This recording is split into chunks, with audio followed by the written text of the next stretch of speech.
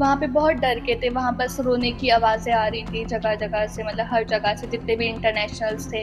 जहाँ हम रहते थे वहाँ मोस्टली सारे इंटरनेशनल्स थे, तो बस वहाँ सब रो रहे थे, अपने घर पे कॉल कर रहे थे कि अब पता नहीं हम बच पाएँगे कि नहीं बच पाएँगे। मतलब हमने पूरा वहाँ का डिफेंस सिस्टम अच्छा था तो सारे इंटरसेप्ट हो रहे थे, लेकिन जितना भी इंटरसेप्ट हुआ है तेहरान में, वो सब हमने अपने डॉर्म से देखा है। इंडियन गवर्नमेंट, एम्बेसी, मीडिया और ईरान की गवर्नमेंट भी जिन्होंने हमारे लिए स्पेशली अपना एयर स्पेस खोला, और स्पेशली एम्बेसी को कि उन्होंने ही सब कुछ किया। ईरान और इजरायल के बीच चल रहे युद्ध के चलते ईरान में फंसे भारतीयों को वापस लाया जा रहा है और ऐसी ही एक छात्रा जो कि ईरान में फंस गई थी अब अपने घर फरीदाबाद वापस आ गई है। घर आने के बाद सानिया ने मीडिया से बात की और युद्ध के दौरान ईरान की अपनी आप बीती बताई। सानिया का परिवार फरीदाबाद के सेक्टर 23 में रहता है। सानिया ने बताया कि वो ईरान के तेहरान में MBBS सेकेंड ईयर की छात्रा है। जब इजरायल और ईरान का युद्ध शुरू हुआ तो माहौल बेहद डरावना हो गया था। उसने कारों पर बम गिरते हुए देखे, मिसाइल चलते हुए उन्होंने अपनी आंखों से देखा। हालांकि मिसाइलें इंटरसेप्ट भी की गई, लेकिन सभी छात्र डरे हुए थे। स्टार्टिंग में तो बहुत डर का माहौल था, बट जब एम्बेसी ने अपना काम स्टार्ट किया तो हमें ये था कि शायद सब ठीक हो जाएगा, सब कुछ हम लोग वापस जा पाएंगे।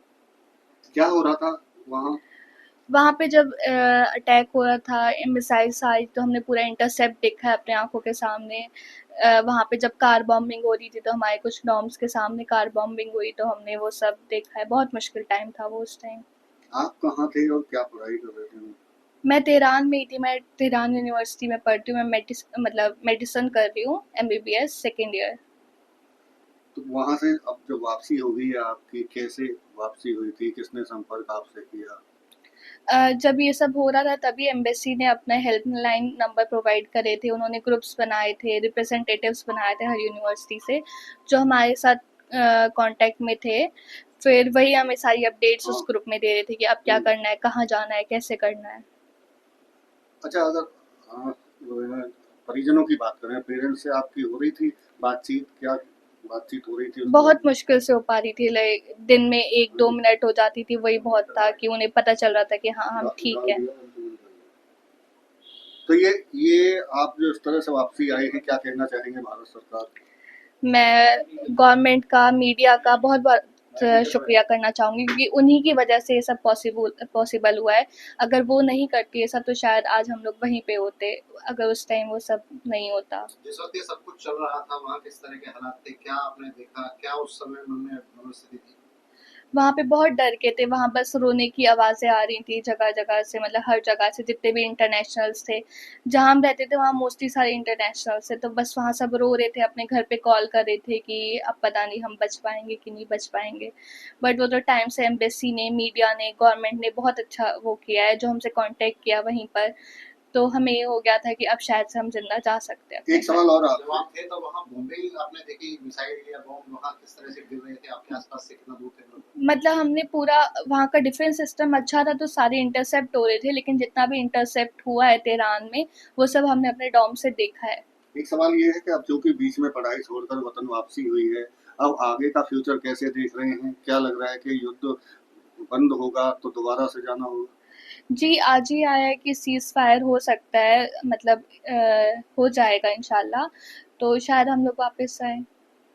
अच्छा, वहाँ एक छोटी-सी चीज़ और कि ये जो आपकी वापसी हो गई है, इसका क्रेडिट किसे देना चाहेंगे? मतलब किसको चाहेंगे?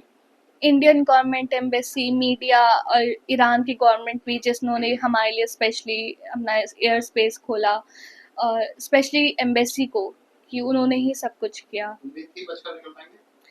स्टार्टिंग के 2 दिन तो नहीं थी, लेकिन जब एम्बेसी ने अपना काम स्टार्ट करा है, उन्होंने सब बच्चों को सबसे पहले इकट्ठा किया था कुंभ के अंदर, तो हमें हो गया था अब जब एम्बेसी के अंदर हम आ चुके हैं, तो अब तो हम बिल्कुल ही सेफ हैं। उस समय मम्मी-पापा से जब बात होती है तो क्या कहते थे वो तुम्हारा फ़ोन आने पे? वो बहुत ज़्यादा डरे हुए थे, उनको ये था कि बस किसी तरह बच्चा वापस आ जाए। वो जब बहुत ज़्यादा हम रोते थे, तो वो शहादत की बातें करने लगते थे। उन्होंने हर तरीके से हमें समझाया। सानिया ने केंद्र सरकार, ईरान में भारतीय दूतावास और ईरानी सरकार का धन्यवाद किया। सानिया अब घर पहुंचकर बेहद खुश है और उन्हें विश्वास है कि जल्द ही युद्ध रुकेगा और वो फिर से ईरान में अपनी पढ़ाई जारी रख पाएंगी। पंजाब केसरी टीवी के लिए फरीदाबाद से सुधीर शर्मा की रिपोर्ट।